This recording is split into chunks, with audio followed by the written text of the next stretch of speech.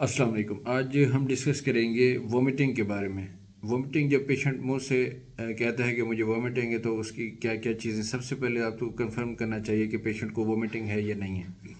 देखिए, वोमिटिंग एक प्रोसीजर है प्रॉपर। उसमें एब्डोमिनल कंटेंट्स जो होते हैं वो एब्डोमिनल मसल की कंट्रैक्शन से एसोफेगस में आते हैं। फिर एसोफेगस जो इंट्राथोरेसिक कैविटी होती है उसके मसल्स की कंट्रैक्शन होती है, और फिर सॉफ्ट पैलेट जो है ना उसको रेज होता है और ग्लोटिस बंद होता है और ओरल कैविटी में कंटैक्ट्स आ जाते हैं। इस सारे प्रोसेस अगर फॉलो होता है तो ये एक वोमिटिंग, इसको हम कह सकते हैं वोमिटिंग है। इसके साथ जो नोज़िया होता है मरीज़ को, वो उसको आप कहते हैं कि फीलिंग हो रही होती है कि patient is about to have vomiting. तीसरा होता है रैचिंग। रैचिंग के अंदर ये होता है कि रेस्पिरेटरी जो डिस्टर्बेंस थोड़ी सी होती है वोमिटिंग होने से पहले, उसको हम रैचिंग कहते हैं। और रिगर्जिटेशन होती है कि without diaphragmatic abdominal contracts and intrathoracic cavity contractions of muscles के जो फूड ऐसे ही ओरल कैविटी के अंदर आ जाती है पैसिव, उसको हम रिगर्जिटेशन कहते हैं। तो ये आपने एक फ़र्क कर लेना है कि मरीज़ को वाकई वोमिटिंग प्रॉपर है या नहीं है। ठीक है, उसके बाद हम, आपको पता है हर सिम्टम में ओट्स बार हम लगाते हैं।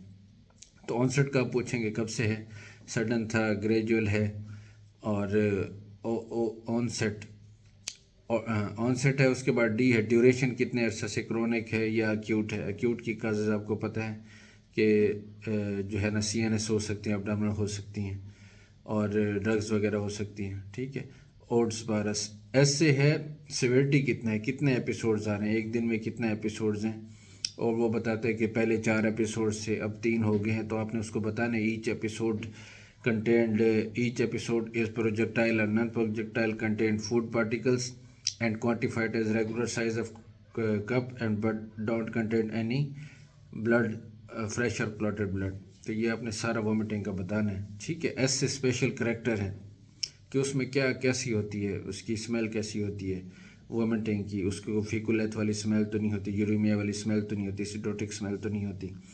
और एस से स्पेशल टाइमिंग्स है। ओट्स पारा के अंदर ही मैंने एस की हेडिंग बना दी है। एस से सिविरिटी आ गई, कितने एपिसोड है। एस से स्पेशल टाइमिंग आ गई। स्पेशल टाइमिंग क्या है, मतलब सुबह के वक्त होती है, जो जिनको सुबह के वक्त होती है वो ज़्यादातर प्रेगनेंसी में होती है, यूरीमिया में होती है।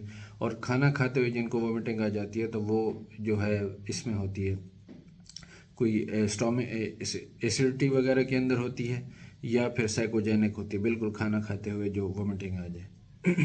ठीक है, ओट्स पारा। तो इसमें प्रोग्रेशन हमने देखना है कि इतने दिन से है तो उसकी प्रोग्रेशन कैसे है, वर्स हो रही है, बेहतर हो रही है।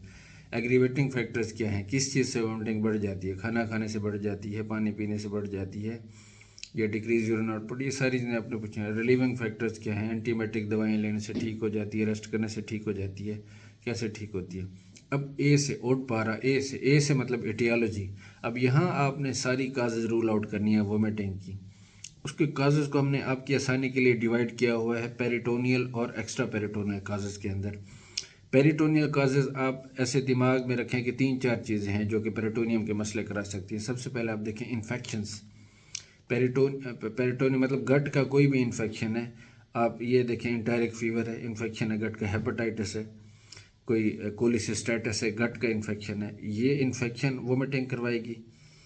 और उसके बाद ऑब्स्ट्रक्शन देखें, ऑब्स्ट्रक्शन करवा सकती है किसी भी वजह से, वो मलिग्नेंसी की वजह से हो गई है या इन्फेक्शन की वजह से ऑब्स्ट्रक्शन कहीं भी हो गई है, from stomach to rectum large intestine, कहीं भी ऑब्स्ट्रक्शन हो गई है तो हम उसको कहेंगे कि जो है ना उसको हो सकती है, ये वोमिटिंग हो सकती है। एक हमने इन्फेक्शन का है, एक हमने ऑब्स्ट्रक्शन कहा है, तो तीसरा गट की कोई मेलिग्नेंसी जैसे लिम्फोमा वगैरह है उसके अंदर भी, और मोटिलिटी डिसऑर्डर्स है, इनके अंदर भी वोमिटिंग होती है। मोटिलिटी डिसऑर्डर्स में साइकोजेनिक काजेज आ जाती हैं और ऑटो इम्यून काजेज आ जाती हैं, थायराइड वगैरह की काजेज आ जाती हैं।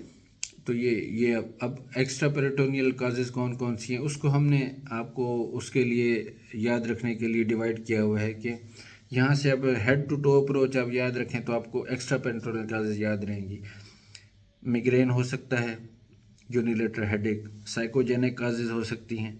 ठीक है, उसके बाद SOL ब्रेन हो सकता है, कोई हेमरेज जो है, CNS इन्फेक्शन हो गया है।